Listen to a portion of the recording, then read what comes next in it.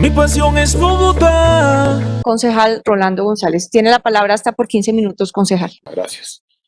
Bueno, en noviembre del año 2019, cuando la administración distrital presentó el proyecto de presupuesto para la vigencia actual, señaló que este año sería muy dinámico basado en una expansión de la demanda interna.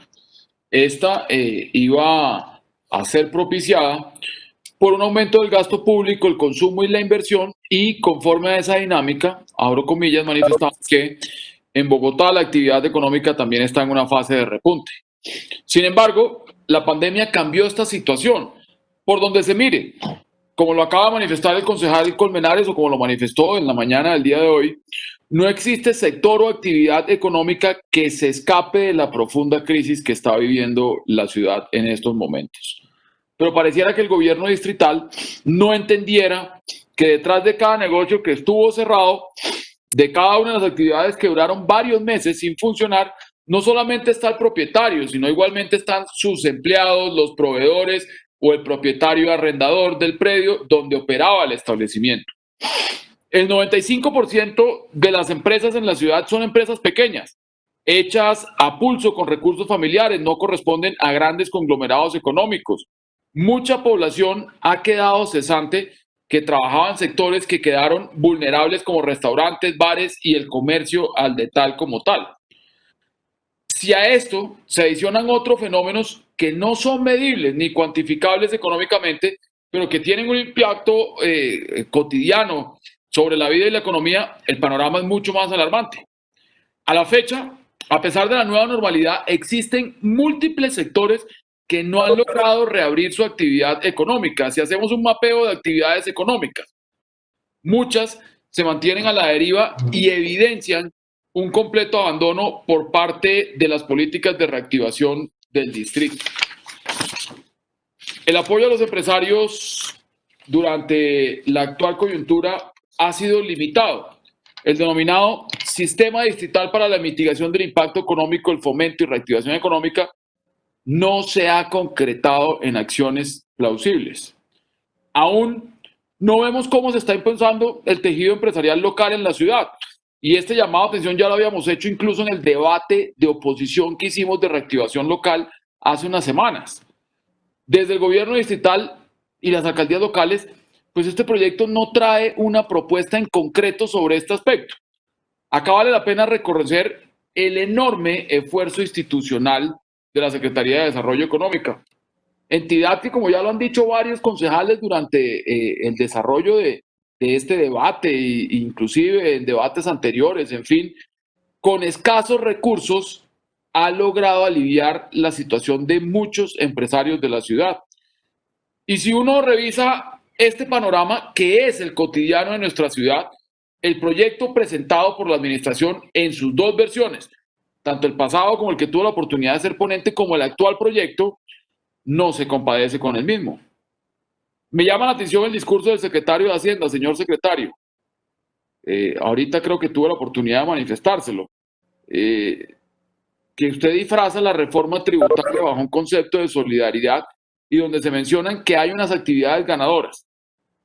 Difícil, señor secretario, que nuestro tejido empresarial, que son en un 90% microempresas, pueda alguna declararse ganadora, porque van a tener mayor posibilidad de negocios o de empleo. No sé dónde será ese concepto de declararse ganadoras. Yo, contrario a lo que manifiesta el secretario, sí creo que todos los sectores han perdido en este confinamiento, porque los efectos no solo pueden medirse en términos de sus ingresos económicos. Los efectos no solamente terminan allí. Por ejemplo, la propiedad, planta y el equipo quedaron subutilizados, los proyectos de capital suspendidos. También se presentó una reducción en el movimiento de inventarios, lo que ha ocasionado que la producción de ciertos bienes y suministros se hayan disminuido. Del mismo modo, el CAPEX y OPEX de muchas empresas deben revisarse para reflejar las condiciones económicas bajo un escenario de riesgo e incertidumbre, aunado desde luego al crecimiento de ECA. También con la reapertura se han generado nuevos costos operativos que muchas empresas no estaban preparadas para asumir y que implica aumentar sus costos. La primera prioridad que debería tener el gobierno distrital es permitir que las empresas tengan suficiente liquidez el próximo año para las necesidades diarias de capital de trabajo. Yo había radicado a los ponentes unas propuestas y el doctor Armando Gutiérrez me compartió gentilmente la respuesta que la administración hizo a cada una de las mismas. Yo quedo preocupado por el poco interés realmente que la administración muestra en cambiar la estructura de este proyecto. Al parecer, la discusión y la deliberación que vamos a dar en este cabildo pues no serán escuchados. Mire, le traigo a colación un ejemplo de esto. Hicimos una propuesta de ampliar el plazo de congelamiento del impuesto para los años gravables 2022 y 2023, que además, señor secretario y miembros del gabinete y concejales de la coalición de gobierno, les quiero recordar, esto es una propuesta de la alcaldesa Claudia López. Y el distrito nos respondió lo siguiente, abro comillas: realizar un congelamiento generalizado del predial por 3 años consecutivos tiene un costo fiscal de alrededor de los 480.000 millones de pesos. Adicionalmente, no le permite a la ciudad obtener ingresos por este concepto de los hogares y empresas que por reactivación económica o porque no fueron afectados por la cuarentena pueden contribuir con los gastos sociales crecientes que demanda el plan de desarrollo. Cierro comillas. Pues lo que efectivamente nos demuestra que este proyecto pues está más pensado en buscar cómo captar nuevos recursos para financiar el déficit de ingresos del distrito que proyectado para darles alivios y beneficios a los empresarios y ciudadanos. Pero agrega la respuesta emitida a lo anterior lo siguiente. Nuevamente, abro comillas, señor secretario, respuesta emitida por su despacho. Bajo el entendido que la reactivación económica supone una mayor capacidad de generación de ingresos por parte de las firmas que perciben algún beneficio fiscal por parte del distrito, también se asume que la reactivación económica requiere que personas y firmas contribuyan a través de los impuestos con el mayor gasto social en el que deberá incurrir la administración distrital. Una segunda propuesta, cierro comillas aquí en este aspecto, y tenemos que una segunda propuesta que hemos presentado y que presentamos en su momento y lo socializamos además en el pasado proyecto, fue brindar un descuento por pronto pago del 15% en el impuesto predial para aquellos contribuyentes que paguen en el primer bimestre del 2021. A lo que el distrito pues, nos ha respondido que cada punto adicional por pronto pago representa un costo fiscal de 31.000 millones de pesos. Hubiera sido interesante incentivar a aquellos sectores que puedan pagar oportunamente sus impuestos. Una tercera propuesta, que tampoco ha sido acogida, fue la de brindar un descuento del 20% en el pago del impuesto predial para los propietarios de predios menores a 135 salarios mínimos legales mensuales vigentes y para los propietarios de predios no residenciales que no hayan podido abrir sus negocios durante el confinamiento, que son muchos, secretario. Lo acaba de mencionar la doctora Sara, lo mencionó el doctor Colmenares, igualmente el presidente de la comisión hizo referencia a lo mismo en su presentación, en fin. A lo que el distrito pues nos manifestó que no se consideraba viable otorgar descuentos en el impuesto predial unificado como consecuencia del desempeño económico del propietario del predio. Sin embargo, el distrito sí ve viable aumentarle la tarifa del predial a los clubes sociales. Me preocupa este artículo nuevo planteado por la ponencia del concejal La Serna, dado que la afectación que tuvieron por la pandemia este sector fue enorme. Yo he tenido la oportunidad de tener mesas de trabajo con la Secretaría de Desarrollo, con el IDRD, para tratar de reactivarlos. Y es importante que antes de cualquier modificación, apreciados colegas, conocer las cifras y el impacto económico que tendría sobre esta actividad en la ciudad. Así, como usted lo ha manifestado, señor secretario, cada propuesta nuestra es un árbol de Navidad porque tiene un costo fiscal. También le pedimos que sea consecuente que incrementar tarifas a sectores que no estaban inicialmente planteados afecta seriamente la estructura económica de estas actividades. Esto no estaba planteado en el proyecto inicial.